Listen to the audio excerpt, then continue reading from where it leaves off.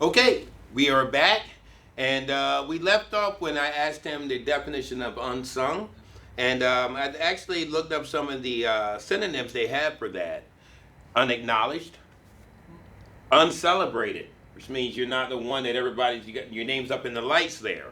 Nameless. Well, of course you got a name, but a lot of things that if you do things that nobody gives you an award for it, that doesn't mean that it's not been done. And another one is unnamed. So the reason why I wanted to look that up and I asked you that is because when I look at you, Bunky, and the things that you do, and like I said, I've watched, and I'm pretty sure the rest of the county has watched in the last 2.5 years.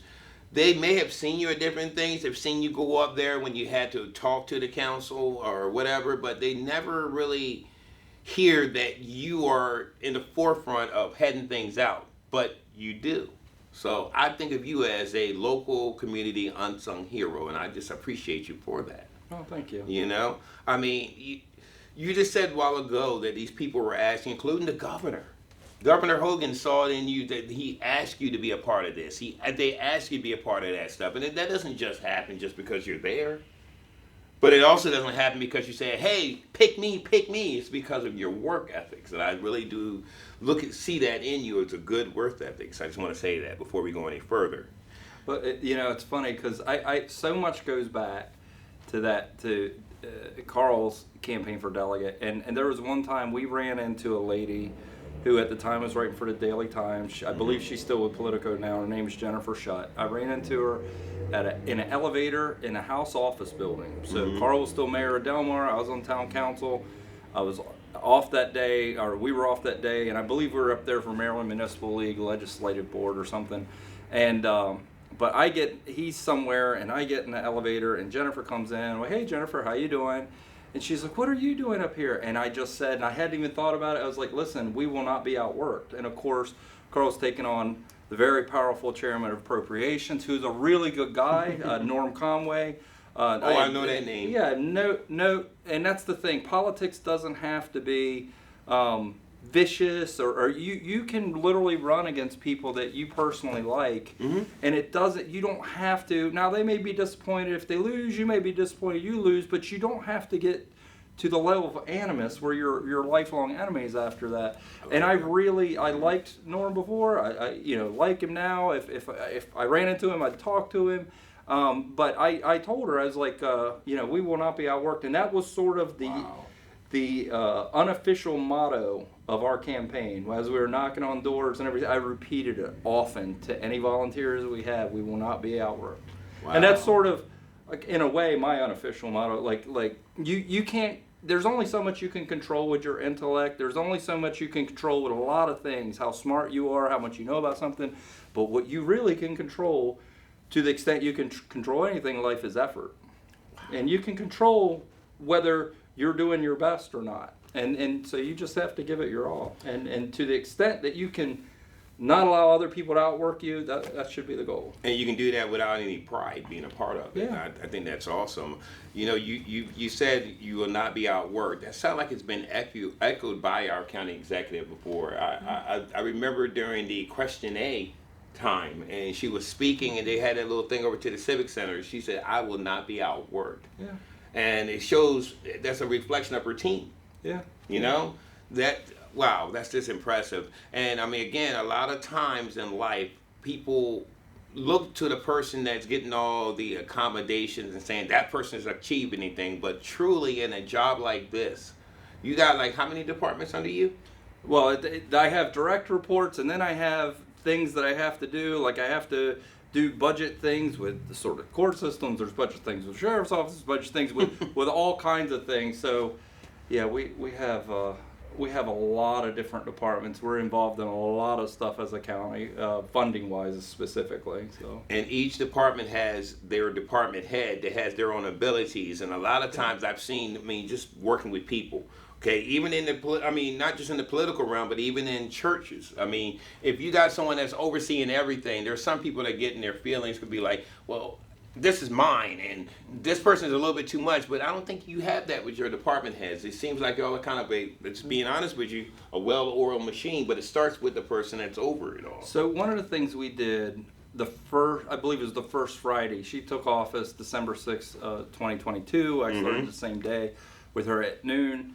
We went from the swearing in right over here to this office, and that either that Friday or the following Friday, I can't remember which, we did a department head meeting. It was the first department head meeting in years this county had had, and sort of one of the things was, this isn't just a meeting for you as department heads to give us a weekly update.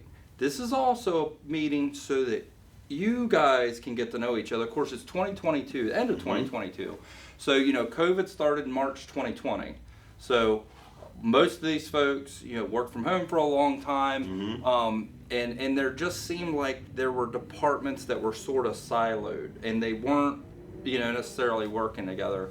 And I was in a, I interview people from time to time, work for county government, and one of the answers, or one of the questions I'll get sometimes is, how could I be successful in this role, or what is an unsuccessful person in this role? That, they're same coin, different sides of the same coin. Sure. So what I always say is we stress collaboration. We stress it. I mean, if you are in, let's say Public Works has the road department, but Planning and Zoning has a metropolitan planning organization that does traffic studies. So like if you're higher up in, or whether you're higher up or not, if you're in Public Works and Roads, at some point you're probably gonna have to work with Planning and Zoning. And that's just an example. We have the rodeo and we have monster trucks. That's actually Public Works folks that are bringing the dirt over and helping with that to the park, to Steve Miller's group that does Civic Center, Parks, Recreation, Tourism. Wow. So that's a collaboration. And so there's all these things that in the public, you don't know the collaboration's going on, but we collaborate all the time and you have to. That's how you get efficiency in government. There's no reason that we would, and to my knowledge we never have, but there would be no reason to sort of hire a company to put the dirt in for the rodeo when we literally have a public works team and dirt that we can use. Sure. So that's how you create efficiency, is you do a lot in-house to the extent you can do it well. And there's some things you do have to farm out to an entity or what have you. But you got to have somebody that's going to set the table for the communication to happen. Yeah. So, and I think that's what you do. I want to ask you a couple of questions here. What is your view of the county's current level of public debt, or are we in debt? Yeah. So we're not audited yet through June 2025, but the level of debt there was about 165 million. Then we just went to bond to do 17 million of projects, so we're about 182 million dollars. And look, I did not name my son after President Jackson, but our country has been in debt since President Andrew Jackson paid off the national debt. That was the only time our debt national. Wow. So I'm not necessarily, not necessarily a big proponent of debt, but there are long-term projects, things that like the Civic Center, like the issues at the Civic Center, fixing those are going to be a benefit for 20, 30, 40 years. So do you want to come off of millions of dollars in your operating budget for that, or do you want to do, a 20-year loan to fix it? And that's sort of, during budget times, we have to make those hard calls. And honestly, sometimes we're like, well, look, we're going, like this year, we went out to bond for 17 million. Like, there were other projects that we could have, that we were asked to do, and we were like, you know what? That can wait. You can get through another year. You can get through another 2 or 3 years. That way, if you can get another year out of that roof, that's good, So it's sort of, the budget is incredibly complex. There is a lot of requests that come in from every department, and that's by design, because I've asked every department head, do not be shy about requests, because if you think, you know what, I need a dump truck, but I don't think you're going to fund it, so I'm not going to ask, then I don't know you need a dump truck. If you don't ask, you never know. That's right. So I say be really honest, but you are going to get questions about that dump truck. Sure. Do you want a dump truck because your dump truck's 10 years old, but it runs good, but it's 10 years old? Or do you want a dump truck because it may break when you go back to, headquarters? Sure. And it's at the end of its useful life. So you will get asked about it, but that's baked into the budget process. So we try our best to be as efficient as possible and you know, have those hard conversations with our staff on those things, and then of course we present it to the council, and you know, there's a negotiation there during budget. There is. And you know, you said, what was the number you said we are in debt? About 182 million. Okay, and of course I know there's critics and people probably watching right now say, I thought we were like 85 million in surplus. So we have an unfunded balance of about 80 million, and what that is our finance department really wants to have a number of months in the bank, and we go through somewhere around 12-13 million a month in paying out bills and those sorts of 13 million things a month. Yeah, something like that. Yeah, for operating. Wow. Well, So it is a whole county of 107,000. yeah, so I mean, if we're at 12, you know, 6 months would be, you know, 72 million. So that's sort of, we like retaining a certain part. Now we have in the past paid stuff down. There was, I think this was 2 years ago now, a year and a half ago.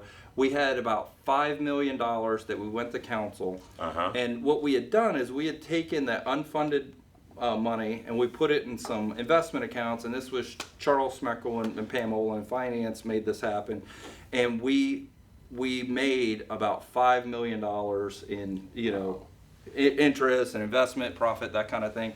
And we used that money to pay off different projects, and there were several, but the big one was $1 million on Athol Road, which had become in really bad shape, and so we were like, hey, we can fix the rest of Athol Road, because we had piecemealed it, if we take this $1 million and do it. So I hope, you know, maybe this budget year, maybe we'll see this spring, we'll look and we'll see, maybe we can do that again. I don't know yet, because the problem is you just don't know with Maryland, the way that our General Assembly last year pushed a lot of things, unfunded mandates down to us, onto the county. So you sort of want to wait until after General Assembly's done in April before and then you can see, okay, how are we doing here? Are there any unfunded mandates that we didn't know we were going to have to cover? Now we have to cover before you make those decisions. But hopefully it's something we're able to do again. Yeah, it's kind of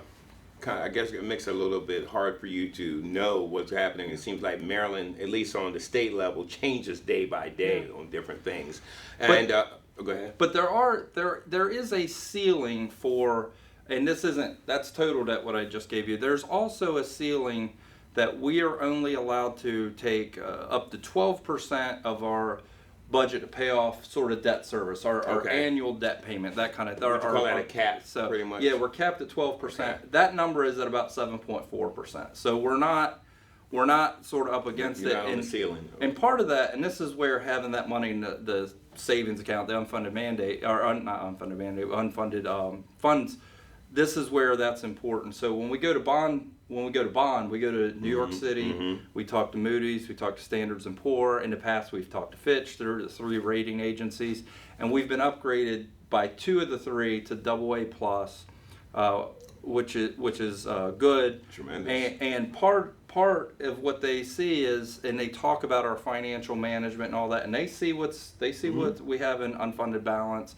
They see what we're doing operating, capital, and all of that. And what they like is the fact that when we do these big projects, we're doing them for things that can stoke economic development, like the airport, like us extending water and wastewater as we get into that. It's investment. Yeah. So and look, sometimes, just because I'm plain spoken, probably talk too much, but sometimes local government or government of any kind will call things that's it's an investment, but it's really not. But you know, they want to spend the money. In our case, we are truly trying to invest in this county to bring jobs, hopefully higher paying jobs, bring businesses, and increase quality of life. I mean, that's really what we're trying to do. So. Sounds good to me. Now, I do know from last year, the council kind of put a little pressure on you all when it came to budget season. And again, you want to take care of education. It's very important to take care of education. But I think we gave out $12 million for Fruitland. So Fruitland is in this odd position where the state through the IAC, I apologize, I can't remember what IAC stands for, but IAC is where school construction goes. and they sort of pay for a portion of the school. County pays for another portion, but the amount they're going to pay sort of goes like this, and they say we estimate we're going to give you this, and then often they'll give you a different amount, and to our good fortune, it's been more rather than less. But yeah, we've basically paid the county's portion for Fruitland. However, this where the state has projected what they're going to give us, there's a shortfall. So what they're asking us as a county to do is forward fund a portion of that project. And like I said, the numbers change, and we'll be more locked in a few months on what that will have to be this coming budget year. And then the state, after those school buildings are finished, open, and all that, they're going to pay us back over time to reimburse the county. So they're asking for a loan from the county to take care of their part. I mean, that's the way. Yeah, that's the way to do it. So here's makes me a little bit nervous when we're in a deficit as a state, saying now I'm going to pay you back, but I got bad credit. So here, to be transparent, here's the IAC argument, is that they get about $1 billion of requests per year on school construction. Okay. And they get funded somewhere in the neighborhood of 280 to 300 million. So what they attempt to do, I think, is say how much will you need for year one of Fruitland, and it'll be X amount of dollars, so you can sort of pay the contractors throughout that year, and then maybe you phase in, year 2 you need this amount. So they try to do that times how many ever schools they're building at once all across the state, and I think at some points, they're just like, you know what. We have a lot of projects. We're actually not going to be able to fully fund your second year. So if you can forward fund it, we will pay you back, next year, year after, whenever it is. There's never a guarantee because having worked in I think they're going to pay us back. But having worked in Annapolis, a state agency can't say next year we'll pay you back because they don't know what the General Assembly or the governor is going to do with the budget. So they can't really, to their credit, they can't make us a promise because they have, like us, they got to wait and see what's in the budget. Just me speaking here. I wish there was a place that I could go and say, hey, can I just get this money and I'll try to pay you back. Yeah. Just saying. So, and thank you. Now, there's something I've seen that's actually is out in media right now a lot, and that's the school safety. And it seems that we are going to the council wants to take steps forward. I mean, the executive being a teacher herself, I know she's concerned with school safety. So we're going to be putting out a lot more to get these metal detectors in.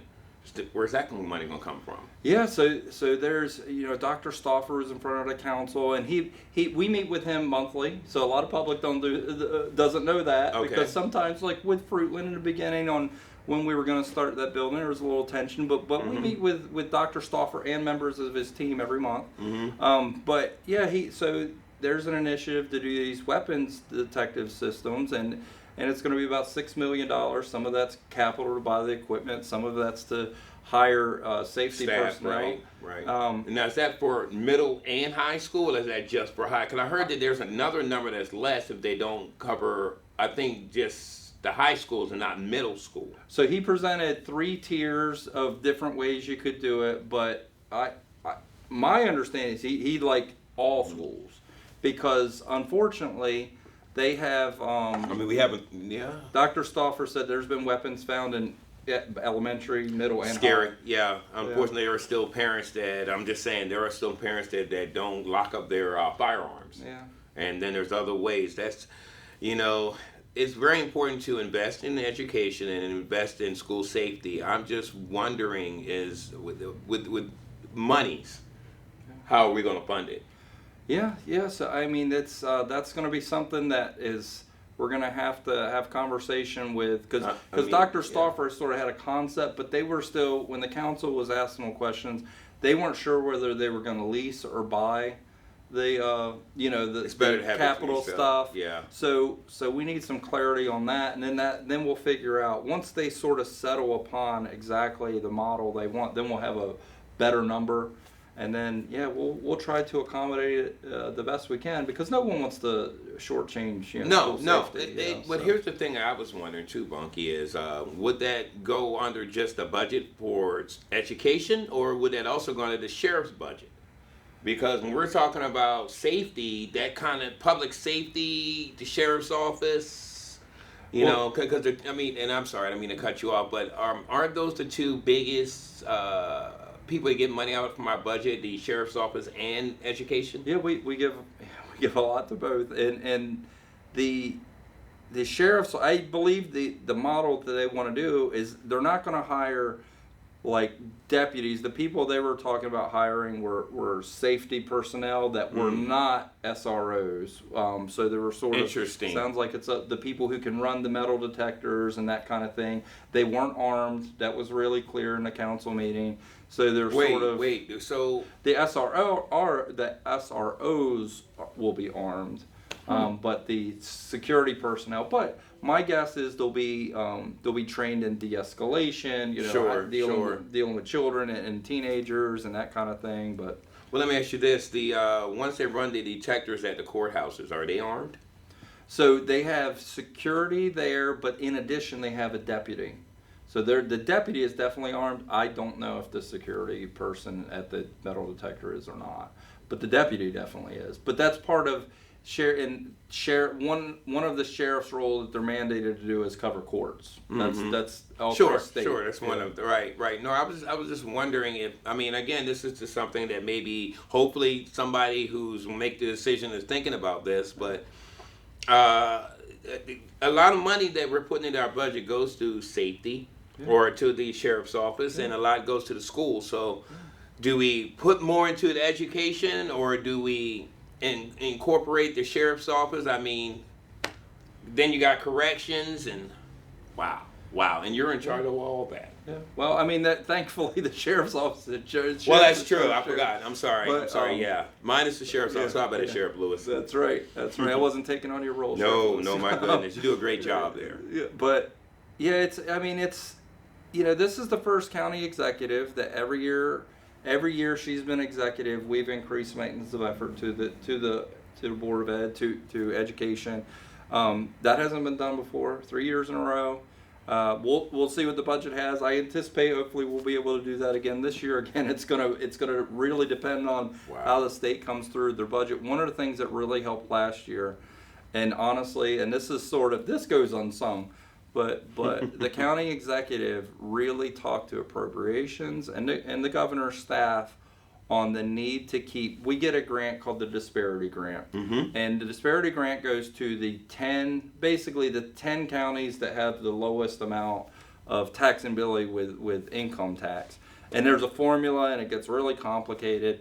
But not only, and we were afraid that it would be cut because there were a lot of things being cut. Not only did it not get cut, we got an additional $2.7 million, and that really helped us go above maintenance of effort and fund the schools. That was okay.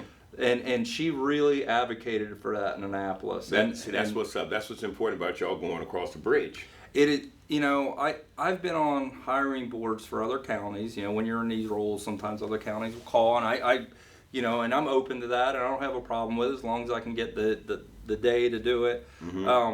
And some counties, philosophically, they really, and I'm not saying there's anything wrong with it, but they really leave it up sort of the delegate, senator, that kind of thing. But having been a legislative aide in Annapolis, there is something about the local person coming to testify. And it's a force multiplier, not to step on the toes of any of our delegates or senators, right. But to say, and I think generally the members of General Assembly would agree with this, but sometimes in the county or even municipal level, because I was at a municipal level, we just feel like, well, Maryland Association of Counties will handle that, or Maryland Municipal League will handle that. Somebody push it up to the next person. But I could tell you, having worked with the legislative teams of both MACO and MML, they like it when you as an elected official or staffer go up there and testify, because it's another voice. And then also as a county executive, you know, the delegates and senators will ask her questions, and they get to have a good positive interaction and conversation with her. And I think that's always a net positive. Not that every bill we want doesn't pass, but we've really never had a negative sort of encounter where the county executive went up like with Sunday hunting, which didn't pass. It was I think it was basically pigeonholed last year, but she had a great conversation with the subcommittee or the committee, on how we could accommodate, because there was concerns about people who own horses and, how we could really accommodate horse riders, and so we wouldn't get rid of them being able to ride their horses during times and things like that. And I thought it went really well. So. Wow. I think it's important. It's important to show up to places that, control your budget. Not just Annapolis, but also occasionally D.C. Voice. It's important to show the flag. It's important to go up. It's important that your U.S. Senator and your Congressman know who you are, and and look, I talked to staff of all three of those, of both our U.S. Senators and Congressman Harris. And then occasionally, we go up there if we can get 15 minutes of the congressman's time or the U.S. senator's time, and we look within a few weeks of U.S. Senator Alsobrook taking office. We were in her office. Unfortunately, she couldn't make it, but we met with her staff. We've met with Senator Van Hollen multiple times. We met with Congressman Harris multiple times. We met with U.S. Senator Cardin. Because, like I said, again, there's things that they're doing, and they need a local perspective. I think they like it, and it's not contentious, and it's not political. And because sometimes these things will be viewed through, well, this guy is, or lady is this party, and you're going up and talking to them. Everything's politicized. But look, they take in the information we give them, and they can weigh it on their vote. But it's important we give it, and what they do with it, it's sort of.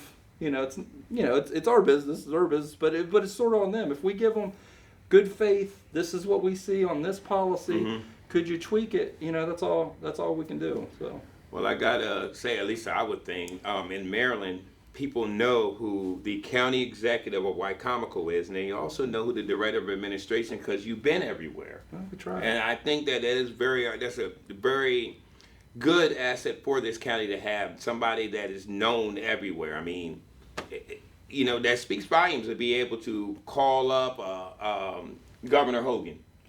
I mean, I'm pretty sure you can still get up with Governor Hogan. You could call somebody somewhere and actually say, hey, can we talk about this? And I think that's awesome.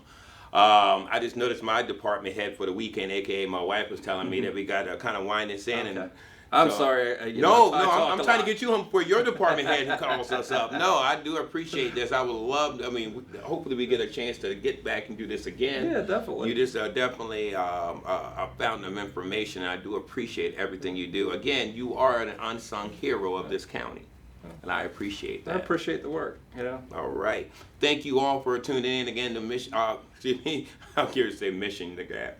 Bridging the Gap. Have a great one. All right. Mission the Gap. I don't know where that word come from.